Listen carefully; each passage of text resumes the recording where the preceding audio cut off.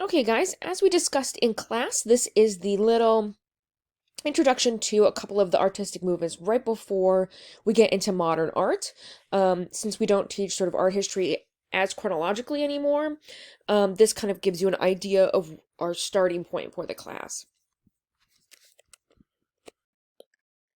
So, how do we get the art historically? Why is it important? AKA art historical periods that come before this.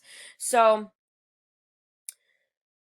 I will be posting a document on Canvas that outlines art historical periods, I think like from the Renaissance and beyond, maybe even before that, just to give you a sort of outline of um, artistic periods, styles, what people are looking at in art history before this, etc. It's very, very general. It's just sort of an overview if you feel like you're kind of lost, to look at that and sort of try to remember or look over and make sure you have some sort of general information about those periods. So just sort of for your knowledge, I'll have that on Canvas. Um, so these are some of the artistic periods that come before.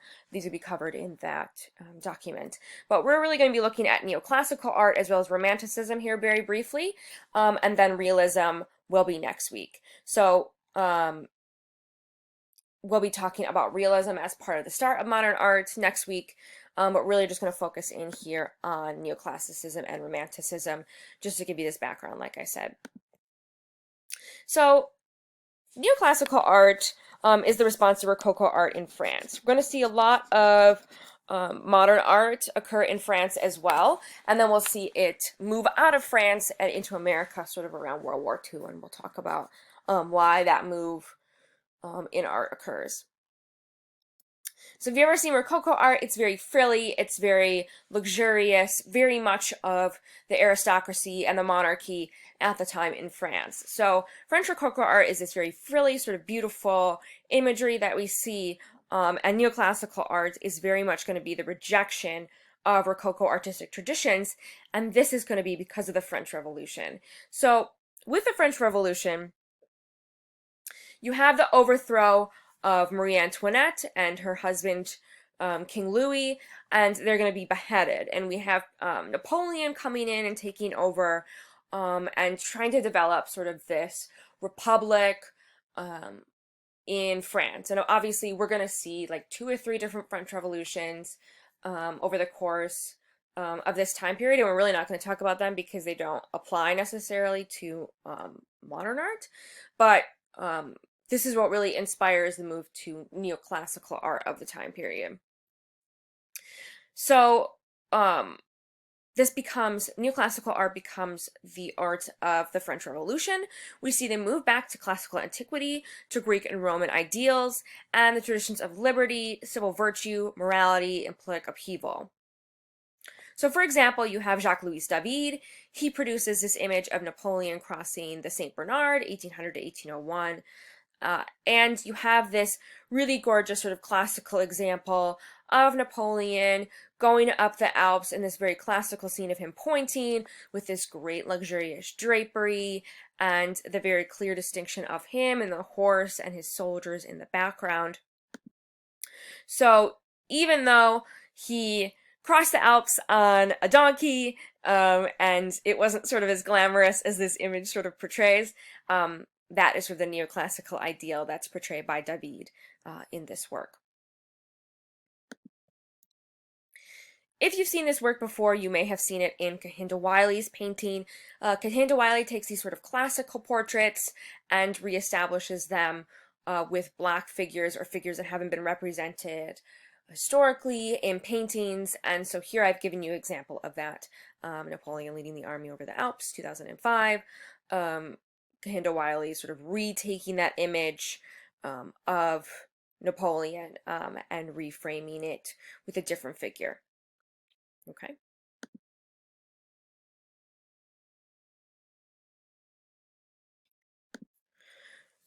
Kehinde Wiley is really renowned for this. Here's Napoleon on the right, and then Ice-T in his place on the left. Hopefully, to some extent, we'll get to Kehinde Wiley, and we'll talk about him when we get to Gauguin, too, because he's just had this great exhibition where he talks about Gauguin as a painter. So I'll sort of try to insert little bits of contemporary art as well to sort of connect you with how people sort of respond to modern art or pre-modern art in a contemporary period. So here's some more works by Kahinda Wiley as well.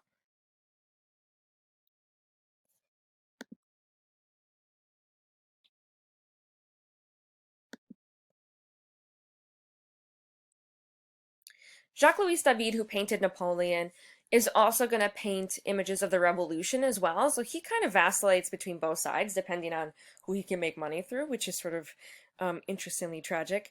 But here I have The Death of Marat, 1793 by Jacques-Louis David. This is an image of one of the most famous images of the French Revolution with the murder of Jean-Paul Marat, who was a French revolutionary and leader. And he's going to have a different faction of the revolution come in and murder him, Charlotte Corday. And he spent a lot of time in the bathtub because he had a skin condition. And so she assassinates him in the bathtub. So this is that moment where he's writing a letter, he's in his bathtub, and he is murdered, and he sort of slumps over the side of his bathtub. So it's a very classical image in that we are depicting this sort of tragic moment of death. You have this gravestone and this clarity of the image. And what's really interesting is that you also have all this blank space. It really sort of pens up the drama of this sort of neoclassical piece. But here we have another example of Jacques-Louis David, and he paints quite a bit during this time.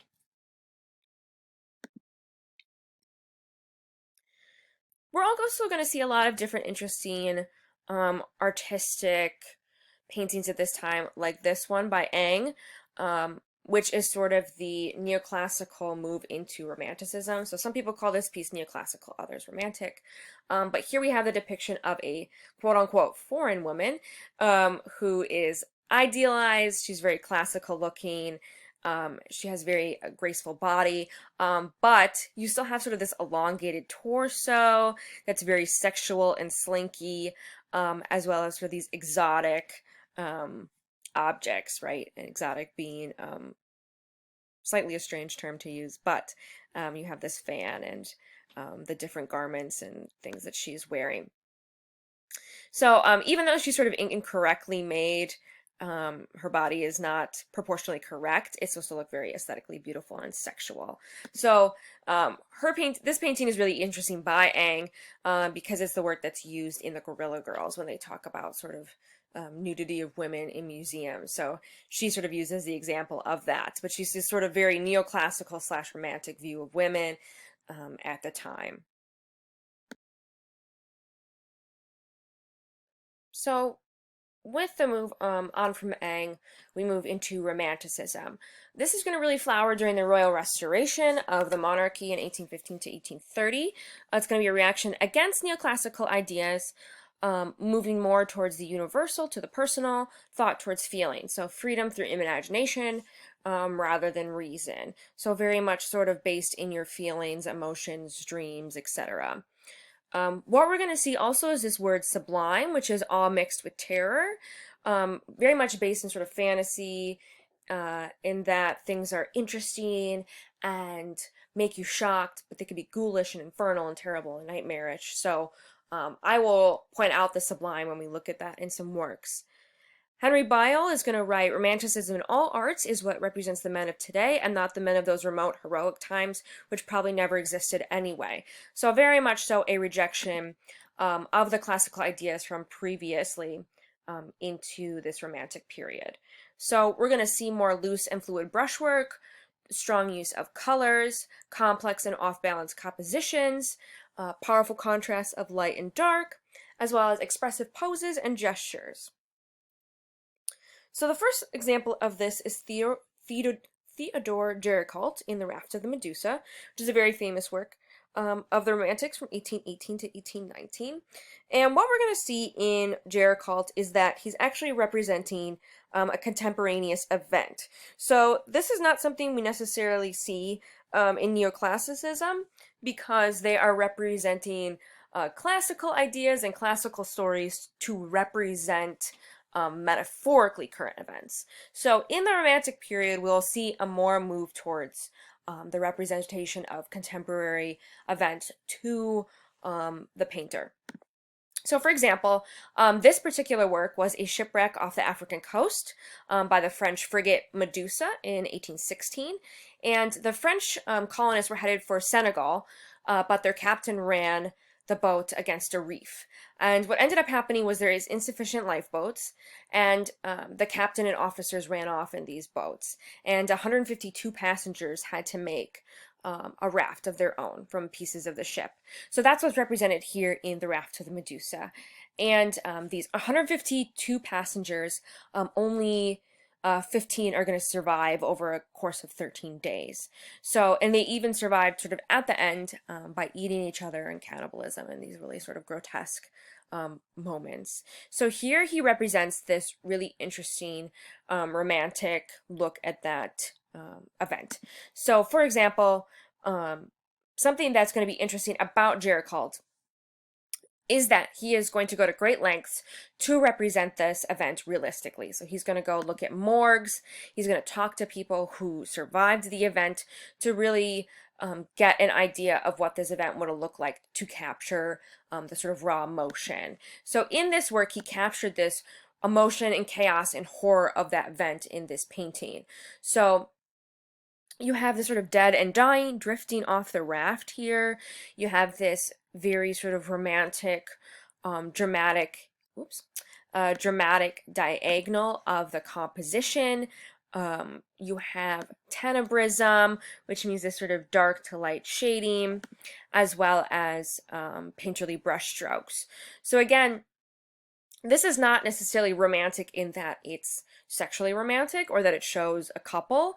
It's romantic in the view of their emotions and the feelings that you're supposed to get from this crew and sort of the desperation that they have with these bodies sort of slung over and the sort of despair that comes over their faces. And what you're also supposed to see in this particular moment is the figure up here on the right. And he's going to be a representation of an African man here. Géricault was very much in support of the freeing of slaves in Europe, and so he is going to represent a black soldier calling out for help. So in every other section, you have sort of despair and sadness with this slight bit of hope, with the potential for this to be this little ship that he's calling to way back in the background. It was also very controversial at the time because it was this huge piece showing a contemporary event, which is much more well known for historic paintings and classical paintings like the neoclassical period. And so he's going to cause a bit of controversy in the salon, and we're going to talk about the salon culture in France and England, but it was very much the center of art and who decided what art was good and what art was bad, and they had sort of a monopoly on public taste and patronage. So very much so sort of juries control what's allowed in salons and what's represented as interesting, sort of the masters of taste. And the Medusa here, is it represented in a salon here, is very much going to be sort of controversial for being this romantic painting of a contemporary event. So we're going to talk about the salon a lot over the course of the semester, so I'll reintroduce the idea and its connection to modern art soon. Another romantic painting, this is by Eugene Delacroix, Liberty Leading the People from 1830. This image may be sort of familiar, and we'll talk about that in a little bit, but this is a romantic image of France after the fall of Napoleon. He's defeated in 1815, and then the monarchy is placed under Louis the 18th. But we're going to have a lot of censorship and the limit of voting rights, and so we're going to have an uprising in July of 1830 for 3 days to sort of overthrow the monarchy. The revolutionaries were students, craft workers, day laborers, etc. And so Delacroix is going to represent that image here in Liberty Leading the People. So we have this very romantic image. Liberty is not a real person. She's an allegory for freedom and liberty, carrying the French flag. And this image is sort of trampling over the bodies to victory. So you have all these figures and the child sort of moving to get their freedom. So this sort of very romantic image of feelings and emotions in this time period. It's also great to look over here, and we have the representation of Notre Dame, which is really pretty sad with the burning of Notre Dame recently. I just wanted to point that out as sort of a matter of sadness, and represented here in that image. So with liberty leading the people and moving this banner forward, we have again another contemporary event. So Delacroix is again representing a contemporary event to his time period in this painting. You will see some of these people wearing caps, such as Liberty. It's kind of hard to see because it's a little dark in images online, but she's wearing this hat of the revolutionaries, and if this seems semi-familiar, hopefully it does. If you like movies and musicals, it's very much the revolution that's depicted in Les Mis. So if you've seen that before, here it is. If you haven't seen it here before, you've probably seen it in Viva la Vida by Coldplay. So they use it in their work as well. We'll see the repurpose of art in album covers all the time. We're also going to see Romanticism in Spain. We don't get to talk about Francisco Goya a lot, but he's a really phenomenal romantic painter. Here he has an image of the family of Charles IV from 1800, oil on canvas. He was a court painter for a long time and represented the royal family. And here he is reflecting on Las Meninas by Diego Velázquez. If you've seen this work before, very famous, from 1865, in that Diego Velázquez paints himself painting this painting, which Goya will do here as well. And however, what's sort of interesting inherently about this painting is the representation of the royal family. And he very much painted them in the nature that they were. So you have the woman looking off to the background. People sort of look distracted. They're painted in this hall with great paintings, but it doesn't look like they're paying much attention.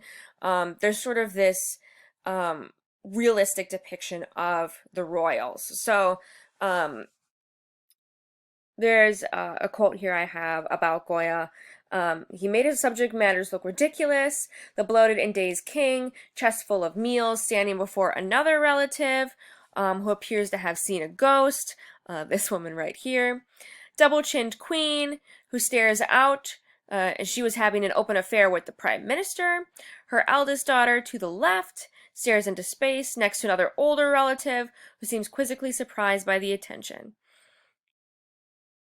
So even though the family was very satisfied with this painting, it became known as a romantic painting because he portrayed them in sort of such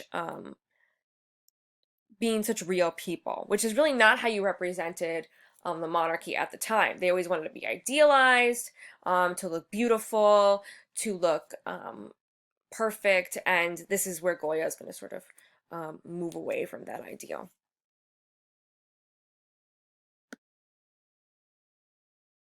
I am going to skip over this other work, I think. The last romantic work we're going to look at is Turner's work, The Slave Ship. Another work of Romanticism that was very much, we're going to see him part of the Industrial Revolution. He's a famous landscape painter. But here you have a turbulent sea scene. It's very passionate, energetic, sublime again, awe and suddenness mixed with terror, very much seen in Géricault's representation of the slave ship. And so here in this image, we have again a contemporary event in 1983 that was reported, and there was a captain of a slave ship, which you can see back here, who, on realizing his insurance company would reimburse him only for slaves lost at sea, but not those who died en route, ordered the sick and dying slaves to be thrown overboard. So this was actually an event that really jump-started the move for the abolition of slavery in France, in Europe, because of how poorly slaves were treated on this slave vessel. So the slave ship owner is going to realize that all his slaves are sickly, that he's not going to get all the money that he wants for them. And so what he is going to do is he's going to throw the body of dying slaves off of his ship. And so his ship is seen in the background, and you can see this tiny detail of the hands as they try to lift up to the sky to be saved. And the issue again with throwing slaves off this boat was that they were all chained together, and so one after another sort of were pulled off of the ship. So it's this very tragic moment, and the slave owners are not going to get any money because the government and the insurance company is going to realize what they have done, and so it really was this emotive scene that he painted, and then sort of changed how people looked at the slave trade. So why is it important to study this and to think about this sort of before the modern period? The birth of modern art is really going to be much different than what we've seen up to this time period with Romanticism. And again, we'll be talking about this at much greater length next week. But Manet and the Impressionists are really going to be considered the founders of modern art in the 60s. Realism sort of teetering on the edge there in the 50s, and it'll last about 100 years. So sometimes people say the 70s considered contemporary art. It sort of depends on who you ask. But instead of the rejection from one art period to another, so Rococo is the rejection of neoclassical, neoclassical is the rejection of Romanticism, or Romanticism is the rejection of neoclassical, we're going to see very different innovations happening as well. And we're going to see innovations happening in the 1860s and very interesting change in how we perceive art. So we're going to talk about that. Well, we will also see, and I want you to be aware of, is that when we think about the past, what produces art? Who commissions art? Who values art, etc. So before the modern period, we're going to have patrons who commission art. We'll have religion and mythology really dominating the scenes of art, and that is really going to change drastically with modern art. We're going to see urbanization and industrialization, invention of photography, as well as the modernization of life, really change the way that people look at tradition and art and what they want to be what they want to see. So you'll see that people don't want to cater to the desires of the upper middle class and salon culture, and people really change their idea of what they want to see in artistic expression. So we'll see that with realism and then the Impressionists. We're also going to see with the birth of modern art to talk about the term avant-garde, which is a term originally used in a military context, designating forward units of advancing arms that scouted territory, which those the troops would soon occupy. So, however, we use avant-garde today as a term in modern art, designating the forward-looking aspect of modern art and the belief that modernists are working ahead of the public's ability to comprehend. So, because modern art was so revolutionary, it's developing and destroying traditions, and their artwork is sort of not accepted right away by the general public or art community, we're really going to see it as considered avant-garde. So we'll talk about avant-garde art and what that sort of means. When we look at art, you might think about avant-garde as like fashion and Project Runway, right? Like things that aren't wearable in sort of day-to-day lives. Very much so the way that we like think about modern art as well. And how is modern art different from art that we've seen previously? These are a couple ideas to keep in mind. So new types of art, collage, kinetic art, performance art, land art. We're going to see the use of new materials. So ready-mades and found objects are going to be really popular with the Dada movement, and we'll see that in conceptual art. The expressive use of color. We'll see exploiting color in a major way right off the bat with Impressionism. And then new techniques, so new ways of using new and old materials. So again, the different way that we use like oil paint, Impressionism, etc. So when we talk about modern art, sociologist Natalie Hynek draws a distinction between modern and contemporary art, describing them as different paradigms which partially overlap historically. Modern art challenges the conventions of representation.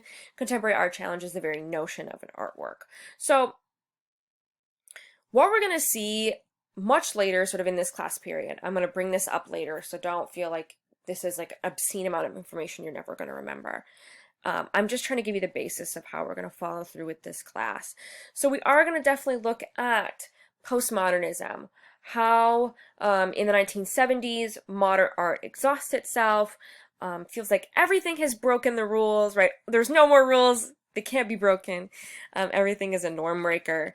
And even the media encourages this in this sort of post-industrial society. So I put like a couple videos, I'll throw them on Canvas, where Burger King did this whole series of advertisements about breaking the rules, which is pretty funny. And also, again, we're going to see in the postmodernist world that modern artists are no longer controversial. Picasso, Van Gogh are going to be the most desired art at auctions.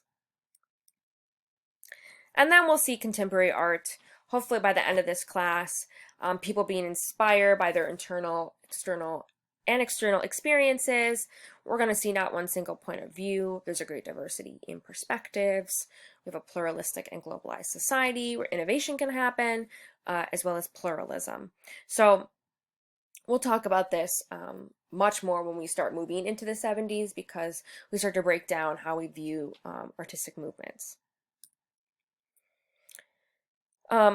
Within this, we have postmodernist questioning one of the modernists' basic notion of whether or not an individual can create something original, and you'll see tons of different themes, so identity, body, technology, etc.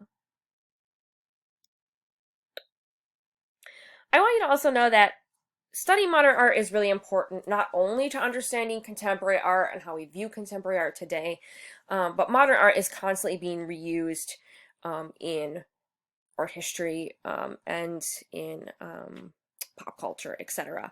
So if you look at something like Anastasia, the film from '97, right, this phenomenal piece of animation, if you've ever seen it, I'm going to post this video on Canvas in which Anastasia the film uses like this impressionist, post-impressionist view of Paris at this time that this movie is being portrayed. It's like the 1900s. Anyway, sorry. And you'll see this sort of really intense use of brushwork and the way that they reuse modern art in it. So take a look at that. Sort of a fun example of modern art. And as we move forward, and we're going to be talking about this formal analysis assignment, I want you to keep in mind what art historians do. So as we look at art and art history, remember that this is art history, not art appreciation. So when we talk about studying art, we're looking at the formal elements as well as the background of the artist and the time period. So when art history starts out, it's just simple formal analysis and what an artwork is worth. So someone like Erwin Panofsky, yes, he is very sexy. Moving on to thinking critically and formally in discussing works of art. So studying objects in the historical and cultural context, as well as how we understand humanity through art. I really also want to push this idea of Eurocentrism and ethnocentrism. When we talk about art history, we often talk about Western art history, and this is going to be really visible pretty quick when we talk about modern art, because a lot of them are white, middle-class males that are being sort of the center of art. I hope to insert as many women and people of different cultures and different races into this work. So keep your eye open. I don't want to focus just on Western art. There are a lot of histories that talk about primitive and other, and we'll even see that in modern art, and we'll sort of address those concerns as well, because primitive is a very sort of negative way to talk about a different country's idea and color and what they use in their artistic traditions. And this is sort of a diagram of how you look at art history, so, and analyzing a work of art.